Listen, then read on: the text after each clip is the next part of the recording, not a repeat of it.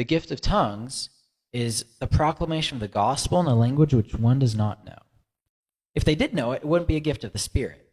But by declaring this language of someone else in a language you don't know, that is a gift of the Spirit, and it's a proof. I'd say that then is a sign for unbelievers. That's for the expansion of his mission.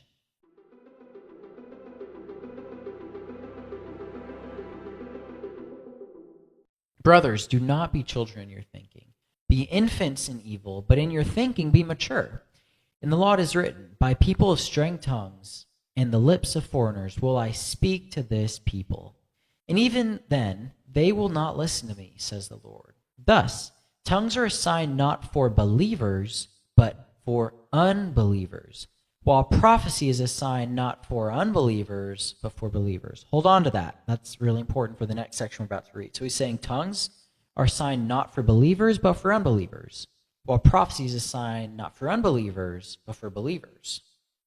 Now, the very next verse, he says, if, therefore, the whole church comes together and all speak in tongues, and outsiders or unbelievers enter, will they not say that you are out of your minds? But if all prophesy, and an unbeliever or outsider enters, he is convicted by all. He is called to an account by all. The secrets of his heart are disclosed, and so, falling on his face, he will worship God and declare that God is really among you. Now, if he's really just talking about one kind of gift, one singular gift of tongues, Paul just contradicted himself. In verse 22, he says, tongues are a sign for unbelievers, not for believers. In the very next verse, though, he says, but if an unbeliever comes into your church and you're speaking in tongues, he'll think you're out of your minds. So in this case, tongues is not for unbelievers, but for believers. And we're going to get to that in the next passage, how tongues is for believers. But then on prophecy in verse 22, he says that prophecy is not for unbelievers, but for believers. And then in the very next verse, he says, but if you're prophesying and an unbeliever comes in, he will fall on his face, being convicted in his heart, and say that God is really among you. So what I would argue here is he's talking about two different gifts of tongues.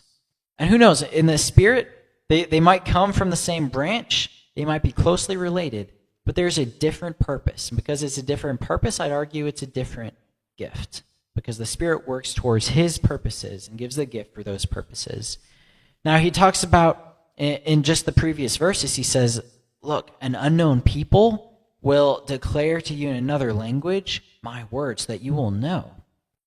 So I think in this case, the gift of tongues is the proclamation of the gospel in a language which one does not know.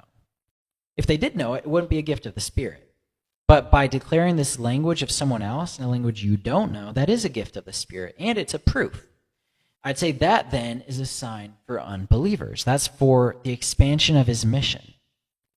That is a benefit. If you speak to someone in their own language, you can share the gospel in a language you didn't know, they're not going to think you're out of your mind.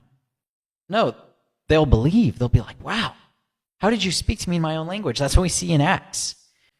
But I think it's really important to recognize the guidelines.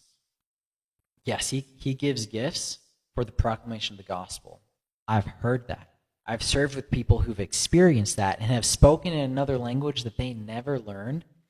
I've heard countless stories, modern day, of missionaries who go to a new place and are given a tongue for someone they come across that they don't know the language of, but they're able to proclaim the gospel, and that person professes faith. And that shows it's not a party trick, but the Spirit does it when he wills and when he's ordained the faith of someone, that he's prepared everything for this moment. And again, it's not because that person was able to do something, it's not because that person's ability, but shows that God has gone ahead of that person and continues after that person and has ordained this moment with this person. So I know that the gift of tongues is for sure the proclamation of the gospel in a language someone doesn't know. That's what we see in Acts, and that's what we still see today in the right places.